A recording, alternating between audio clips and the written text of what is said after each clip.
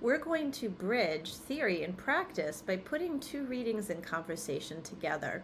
I'm going to use Matthew Seeger's 2006 article on best practices in crisis communication and one of my favorite chapters from Andrew Griffin's Crisis, Issues, Reputation, and Management book. By combining Seeger's really intuitive advice on communication standards in an organization with Griffin's advice to managers for best practices, we're really going to see how we can build an organization that is able to withstand a crisis situation and what we should be doing as a manager in a PR related or strategic communication role. In Griffin's book, Crisis, Issues, and Reputation Management, he argues that we need to move beyond what would be a simple reputation management idea to a comprehensive strategy that encompasses every aspect of the organization. That will give us the best long-term value. There are 4 pillars he outlines in our reading for this week that deal with reputation strategy. First, maintain. This focuses on the things we probably think of, those day-to-day job duties related to brand promises, corporate promises, everyday performance, services, etc. The next pillar is enhance. This is working and building strategic initiatives that will improve your reputation. It could be something like launching a customer appreciation program, working on and improving ways for employees to feel engaged and that you value their contributions. There's really no one-size-fits-all strategy for this idea of enhancement, but it's any sort of strategic initiative that's going to help build your credibility. Next is the idea of protect. Think of this as reputation that you have banked. This is important, and it is not something that happens overnight.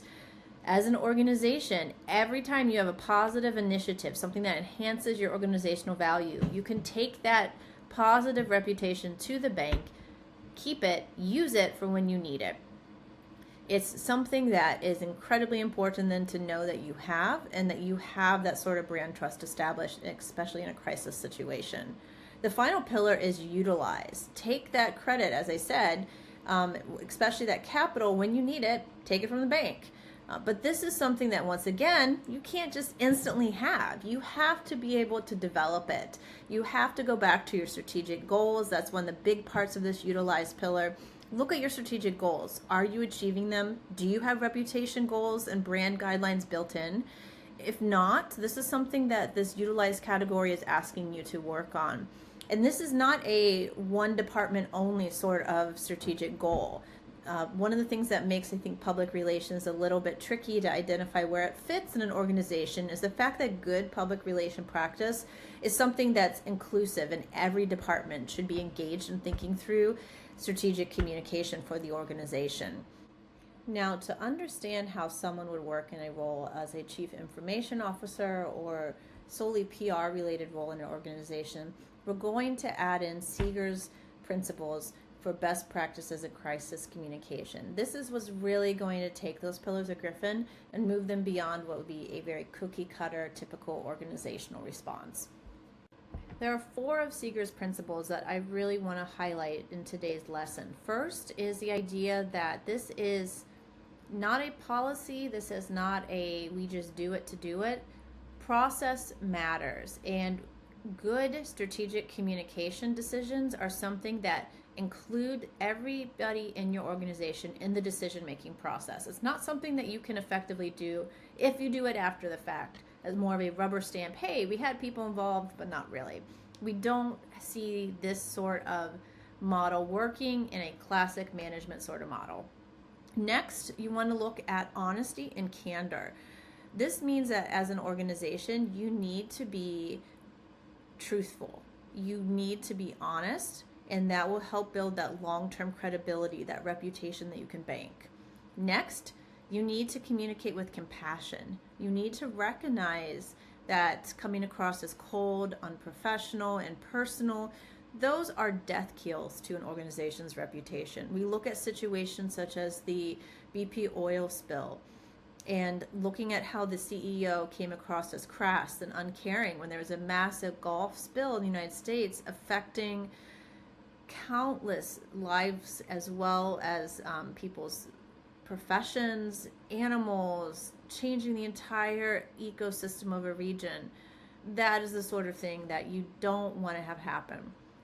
Finally, you got to accept uncertainty. The only thing that is steady with communication is miscommunication. Only thing you can guarantee, miscommunication will probably happen, and that's okay. We have to be brave enough to say we don't have all the answers. We have to say that to key stakeholders. We have to say that to our employees. But that's where it's a process comes back in. That point of it's a team effort. I might not have all the answers as a leader, but let me bring you in and use your expertise to help. It's okay to ask for help. That actually builds credibility and trust. When a leader fails to integrate the practices we've just outlined, it leads to very volatile situations. We're going to use a case study from Griffin's book about a company called Food Stores. It's a fictional company, but the situation that he outlines in that case study is something that is very real and happens to organizations. It takes a reputation and turns it into a liability. So let's dig into that case study and see how we can apply Seeger's principles to what Griffin is outlining. In this case study, food store, grocery, is facing a meat contamination crisis. Instead of dealing with it using the concepts that Seeger outlines of honesty and candor, they bury the fact that there's been a recall of some of their meat on the corporate website and then try to also shift the blame to the supplier, not take responsibility for having the meat on their shelves and people buying it. That's rule number one of being candid. You don't bury the message. You make it very easy for people to find. You show that you own a problem when it happens. Secondly, the company doesn't practice those concepts of empathy and compassion. They demand a proof of purchase for people who want refunds. In this case, they need to just say, if you got sick, even if you don't have proof of a refund, if this affected you in any way, come in and we will give you your money back. Show that you care about your customers. Practice compassion. Finally, in the situation Griffin outlines, the CEO does every possible thing you can do wrong that you shouldn't do. So he pretty much throws out that reputation, and he leaves a very naive, inexperienced chief reputation officer to handle the media and deal with this crisis. He's on a vacation. He's not responding. He says you can handle it, but he's not prepared. He's a relatively new hire. And by the time the CEO returns from his trip, the damage is done. The media has run with the story. The fact that the website buried the recall, you want really definitive proof. You're not just going to give a refund to anybody who says they were affected. The CEO is inaccessible and seems uncaring. All of this is a death knell to an organization's reputation. The food store's failure was a strategic one. Let's go back and wrap up by looking at those 4 pillars Griffin outlined as essential to building a solid reputation for an organization. So first, we look at maintenance. Needs to be something ongoing, which it clearly wasn't for the organization, and to be integrated into daily practice, things that build and enhance your reputation. That leads into 2, which is enhance. What are you doing? What can you do? What can you increase doing that's going to continue to build that reputation capital? Then you want to protect it, bank it, save it. You're going to need it. Every organization has a crisis. And when that crisis happens, you reach that final pillar, utilize it. If you haven't banked it and developed it and spent the time working on these issues of strategic communication, you will not have these resources when you desperately need them the most.